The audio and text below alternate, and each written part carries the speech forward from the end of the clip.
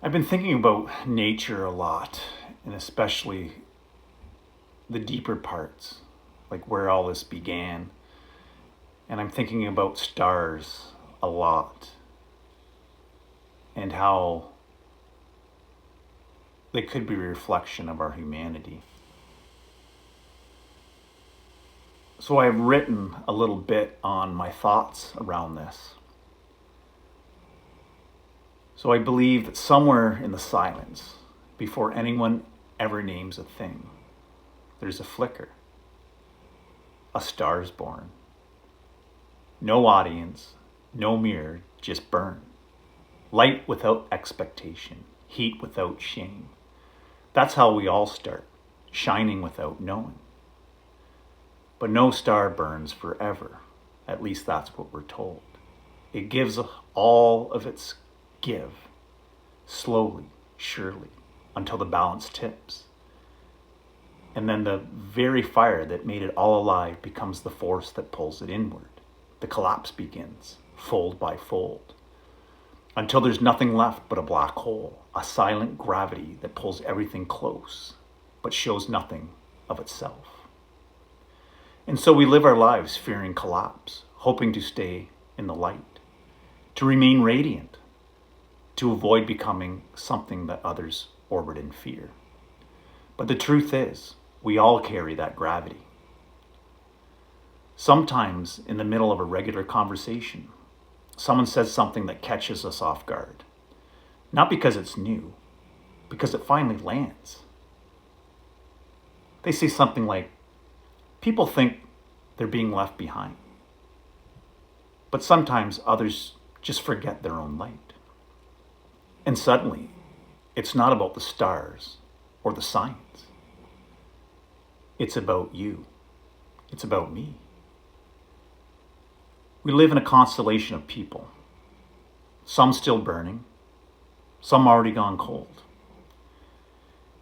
You see them at work, at family dinners, on sidewalks, waiting for buses, trying to hold it all together.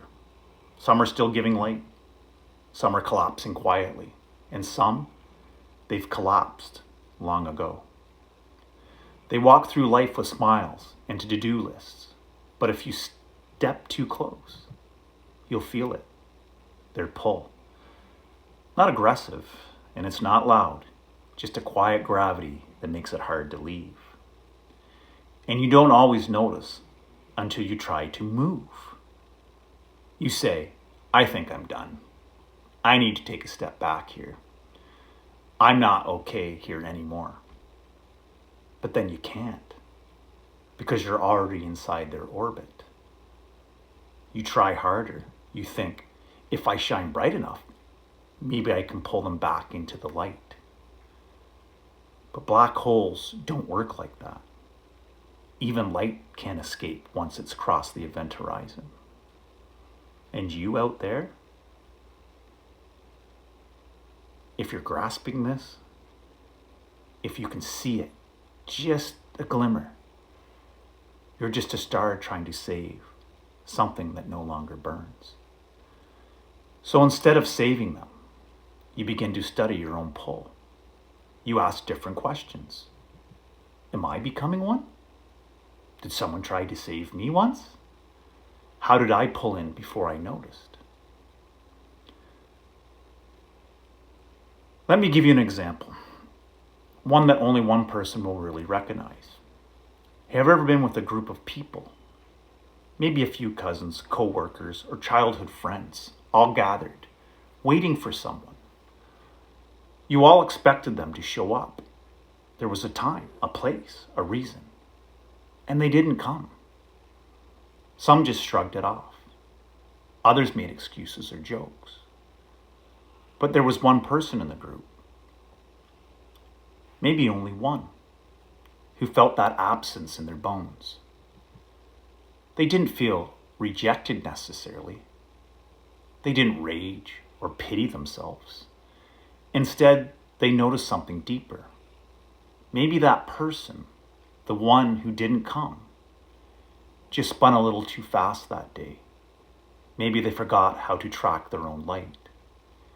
And in that noticing, the observer changed. They didn't collapse. They held their own light, steady, quiet, unafraid to shine alone. Sometimes all it takes is one mirror, one voice that says, "You felt that too, didn't you?" And just like that, you're no longer orbiting in silence. You're connected by something stronger than gravity. What that is, you ask? It's awareness. You begin to re-enter the world with different eyes. You notice the flickers in others. You sense the burnouts before they go dark. You stop over-explaining. You stop trying to be the sun in someone else's sky. You simply stay lit, and that becomes enough. And then it hits you. You were a black hole once too. You folded in, quietly, completely, without a sound. You became the very thing you feared. And someone, maybe no one, tried to help. Maybe you pulled them in without realizing. But something, a conversation, a voice, a moment of truth cracked the shell.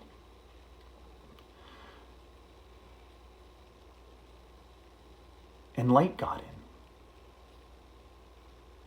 You sit with the guilt, the regret,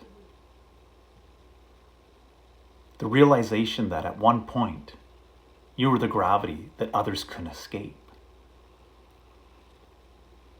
And maybe they didn't.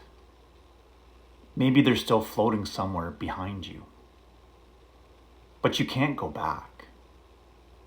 Not like that anyway. You can only hold space now, a brighter one. You realize redemption isn't loud. It's not a speech or an apology tour. It's choosing, moment by moment, to stay lit, to be warm without burning out, to show that yes, collapse does happen. But so does rebirth. So here we are. You, me, anyone listening right now. All of us are stars. Some mid-collapse, some mid-rise, some flickering, some steady, some alone. But none of us is beyond saving. Not by someone else, but by ourselves.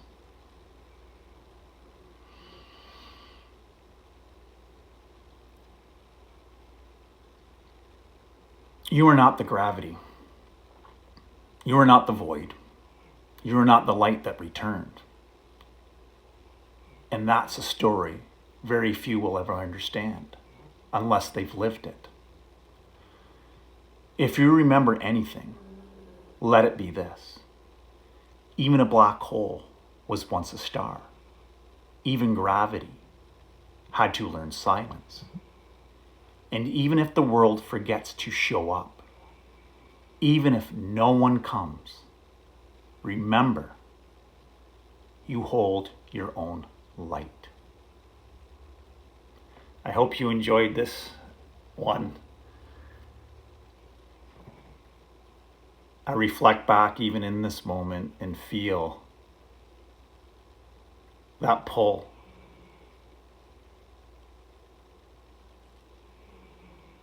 That shine. That even the universe itself